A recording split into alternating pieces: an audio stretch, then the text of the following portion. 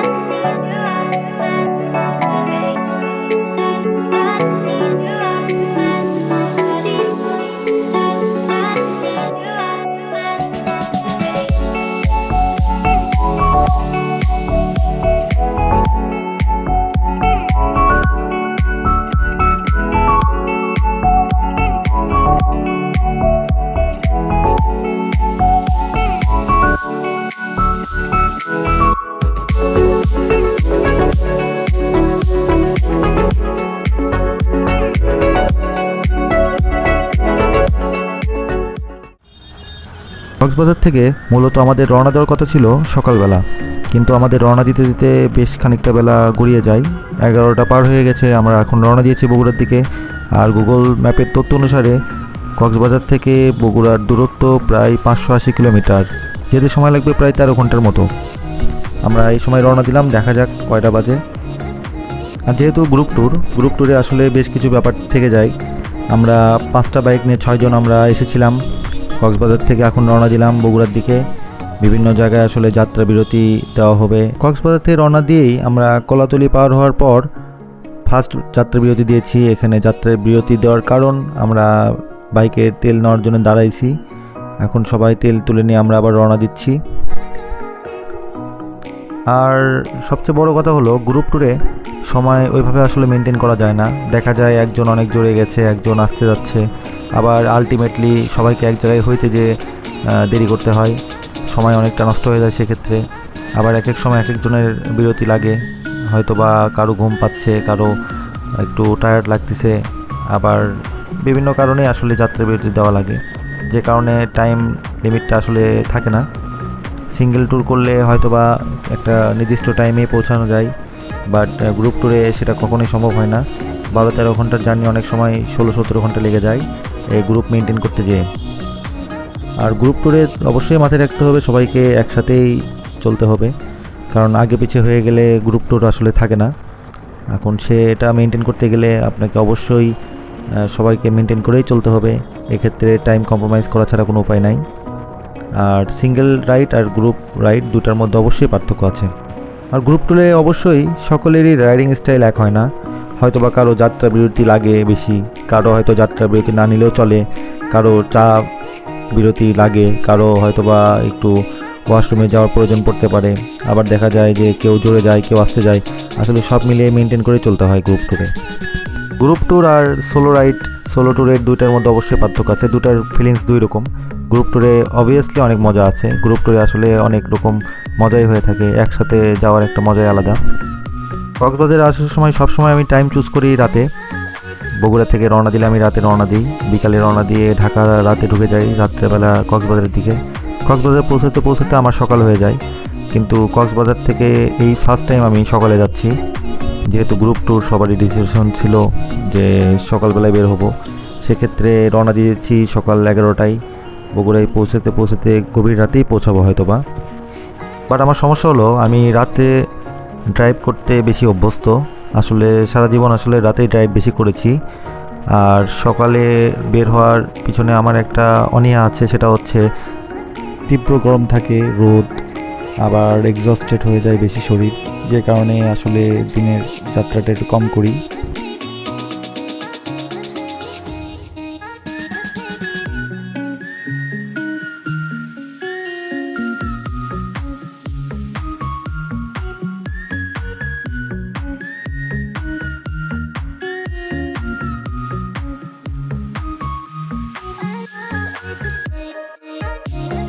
এখন চট্টগ্রামে শাহ আমানত সেতুর উপরে আছি। এখন চট্টগ্রামে শাহ আমানত সেতু পার করছি। এখন ঘড়িতে বাজে 3:30টার মতো। রওনা দিয়েছিলাম কক্সবাজার থেকে 11:30, এখন 3:30 বাজে। বিভিন্ন জায়গায় যাত্রা বিরতির কারণে এতটা সময় আসলে লেগেছে। এখন আমরা বায়োজিৎ লিংক রোডে আছি। বায়োজিৎ লিংক রোড দিয়ে আমরা এখন চট্টগ্রাম ঢাকা হাইওয়েতে উঠে যাব। আর চট্টগ্রাম শহরের ভিতর দিয়ে এসেছি। এখন এই লিংক রোড থেকে আমরা চট্টগ্রাম ঢাকা হাইওয়েতে উঠে আমরা যাত্রা বিরতি নিব। 580 কিলোমিটার রাস্তার মধ্যে অলরেডি আমরা 180 কিলোমিটার রাস্তা কমপ্লিট করেছি। এই 180 কিলোমিটার রাস্তার মধ্যে আমরা প্রায় 3-4টা যাত্রা বিরতি নিয়েছি। আমরা এই 5টা বাইকে 6 জন এসেছিলাম। আমরা প্রথমে বগুড়া থেকে থানচি গিয়েছি। থানচি থেকে আমরা ডিম পাহাড়, এমাক্রি, তমাতঙ্গি সব ঘুরে আমরা আবার কক্সবাজারে গিয়েছি। কক্সবাজার থেকে টেকনাফ ঘুরে আমরা আবার রওনা দিয়েছি বগুড়ার উদ্দেশ্যে। তো আমার মোটামুটি অনেক কয়টা ব্লগই এসেছে, আপনারা চাইলে দেখে আসতে পারেন। আর এটার পরে লাস্ট একটা ব্লগ আসবে, সেটা হচ্ছে বগুড়া টু থানচি। সেটা বগুড়ার থেকে থানচি যাওয়ার সকল অভিজ্ঞতা এবং ডিটেলসে একটা ব্লগ করব। ইনশাল্লাহ আপনারা দেখবেন, আশা করি ভালো লাগবে। মোটামুটি আমরা অনেকটা রাস্তায় এগিয়ে এসেছি। আমরা এখনও লাঞ্চ ব্রেক দেই নাই। সামনে আমাদের কোনো একটা জায়গায় লাঞ্চ ব্রেক দিব। আর লাঞ্চ ব্রেকের পর আমাদের আসলে বিরতি দেওয়ার ওইভাবে প্ল্যান নেই। দিনের আলো থাকতে আমরা যতটুকু পারি রাস্তায় এগিয়ে নিব। এগিয়ে নেওয়ার পরে তারপরে আমাদের যাত্রা বিরতিগুলো দিব, কারণ ঢাকায় যেতে যেতে আমাদের রাত হয়ে যাবে আর বগুড়া যেতে যেতে গভীর রাত। সেটা মাথায় রেখে আমরা আসলে ছুটে চলেছি বগুড়ার দিকে। আমরা এখন আছি ফেনীর ভিতরে। ফেনী ক্রস করছি আমরা এখন। এই পাশের রাস্তাটা অনেক আগাইছে, কারণ আজকে গাড়ি একটু কম। আসার সময় একটু বেশি প্যারা পাইছিলাম, সেই তুলনায় গাড়ি অনেক কম, যে কারণে অনেক রাস্তায় আগাইছে এই সময়। আমরা লাঞ্চটা সেরে নিয়েছি। এখন আমরা রাস্তা আগাচ্ছি সন্ধ্যার মধ্যে যতটুকু যাওয়া যায়। এখন ঘড়িতে বাজে রাত 8:30। এখন আমরা দাউদকান্দি ক্রস করছি।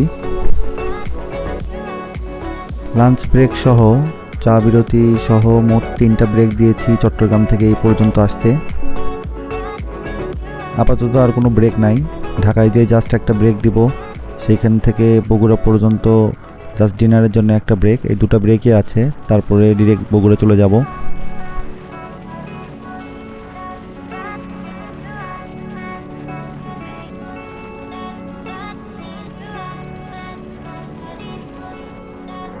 কাঁচপুর ব্রিজ হয়ে আমরা ডেমরা স্টাফ কোয়ার্টার হয়ে বনশ্রী দিয়ে বের হয়েছি। বনশ্রীতে জাস্ট একটা ব্রেক দিয়েছি, তারপর বিজয় সরণি হয়ে এখন বের হচ্ছি মানিক মিয়া দিয়ে আমরা কল্যাণপুর চলে যাব।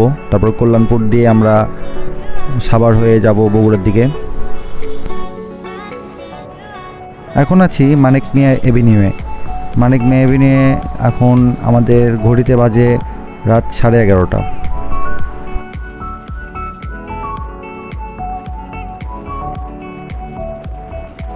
মানিক মিয়া এভিনিউ থেকে চন্দ্রা আসতে অনেক কম সময় লেগেছে, গাড়ির চাপ কম থাকার কারণে অনেক রাস্তা আগাইছে। আমরা এখন চন্দ্রা ক্রস করছি। এখন আছি টাঙ্গাইলের ভেতরে। টাঙ্গাইল ক্রস করছি আমরা। টাঙ্গাইল ক্রস করে আমরা সামনে একটি ব্রেক দিব, চায়ের ব্রেক। তারপরে আমরা সিরাজগঞ্জে যে আমার ডিনারের ব্রেক দিব। রাতে যেহেতু অত ভালো ফুটেজ আসে না, সে কারণে ব্লগের সাথে যতটুকু পারলাম ফুটেজটা নিয়েছি। রাতের রেজুলেশনের কারণে আসলে অত বেশি ফুটেজ নেওয়া হয় নাই। আমরা এখন এলেঙ্গার খুব কাছাকাছি। এখন ঘড়িতে বাজে রাত 2টা। আমরা এখন ছুটে চলেছি। 14 ঘন্টায় আমরা প্রায় 480 কিলোমিটার সম্পন্ন করেছি। আমাদের সামনে আর জাস্ট 100 কিলোমিটার আছে। 100 কিলোমিটার পরে আমরা বগুড়ায় ঢুকে যাব। আর মোটামুটি এই বগুড়া থেকে থানচি হয়ে কক্সবাজার টেকনাফ হয়ে বগুড়া পর্যন্ত টোটাল এই পর্যন্ত তেল লেগেছে 4000 টাকার মতো সব মিলিয়ে। 135 টাকা লিটার তেল হিসাবে R15-এ যে পরিমাণ কনজিউম হয়েছে সে তুলনায় ঠিকই আছে। যদি তেলের দাম কম থাকতো তাহলে এটা 3000-এর মধ্যেই কমপ্লিট হয়ে যেত। এটা তো গেল তেলের হিসাব। 4500 টাকার মধ্যে তেল কমপ্লিট হয়ে যাবে বাড়ি পর্যন্ত পৌঁছাতে। বগুড়া থেকে বের হয়ে থানচি হয়ে পাহাড়ি সব রাস্তা কমপ্লিট করে কক্সবাজার টেকনাফ সব কিছু ঘুরেই এই টোটাল 4,500 টাকার মধ্যেই কমপ্লিট হয়ে যাবে। আর টোলের বিষয়টা যদি আসি, বগুড়া থেকে কক্সবাজার পর্যন্ত টোলের যদি হিসাব করেন তাহলে যমুনা সেতুতে 50 টাকা, ঢাকা পর্যন্ত আর কোনো টোল নাই। হানি ফ্লাইওভারে 10 টাকা, মেঘনা সেতুর টোল 15 টাকা। আর যদি শাহ আমানত সেতুর উপর দিয়ে যান চট্টগ্রামে, তাহলে ওটার জন্য বাইকের আলাদা লেন করা আছে, ওই দিক দিয়ে গেলে কোনো টোল দিতে হবে না। আর যদি টোল প্লাজায় ঢুকে যান সেক্ষেত্রে আপনাকে টোল দিতে হবে 10 টাকা। আর লং রানে যাওয়ার কারণে এভারেজ আমার কিলোমিটার শো করছে পার লিটারে 46.5, মানে এভারেজ আমার 46.5 কিলো গেছে পার লিটারে। এই ছিল আমার কক্সবাজার থেকে বগুড়ার একটি ব্লগ। আশা করি আপনাদের ভালো লেগেছে। যতটুকু পারলাম ব্লগটি আপনাদের সামনে তুলে ধরার চেষ্টা করলাম। আজ তাহলে এই পর্যন্তই, আবারও আপনাদের সামনে উপস্থিত হব নতুন কিছু নিয়ে। সে পর্যন্ত আল্লাহ হাফেজ। আমরা দীর্ঘ 17 ঘন্টার জার্নি শেষে 4টা 40 মিনিটে বগুড়ায় পৌঁছালাম সাকসেসফুলি, আলহামদুলিল্লাহ।